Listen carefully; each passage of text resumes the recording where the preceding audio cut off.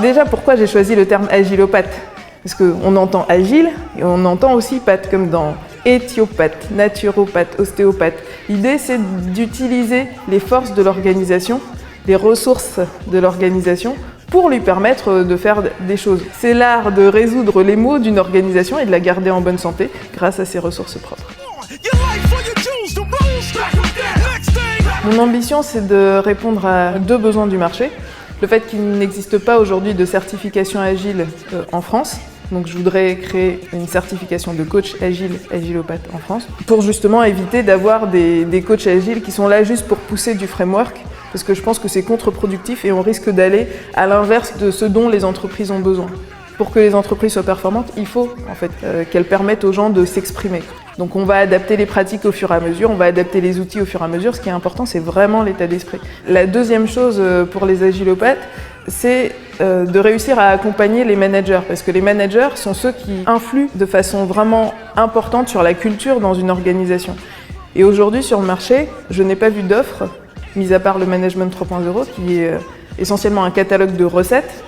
Je n'ai pas vu d'offre qui accompagne le manager vers un changement de posture.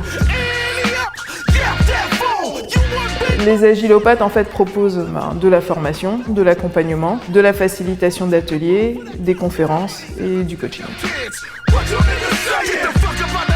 Mon intention dans cette deuxième rencontre mondiale des agilopathes, c'est de faire en sorte que tous s'alignent en fait sur la vision qu'ils ont de ce qu'est un agilopathe et de ce qu'on veut apporter au monde, tant qu'à faire. Et pour ça, je me suis dit, quoi de mieux que d'utiliser un atelier chorégraphique.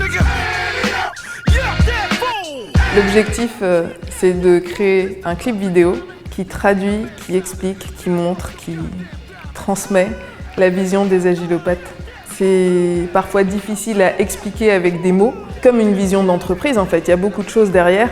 Et donc je me dis qu'en passant par l'art, et comme j'aime beaucoup la danse et le chant, en passant par un clip vidéo, ce serait une magnifique façon de montrer au monde qui on veut être et ce qu'on veut faire. Le but aussi, c'est de faire une espèce de showcase de ce qu'on est capable de faire. On peut faire travailler les différentes personnes et parce qu'elles auront réfléchi aux différents mots, aux paroles, qu'elles l'auront interprété par le corps, je pense que ça leur permettra de vraiment comprendre la vision plus qu'une grande messe réalisée par un grand chef.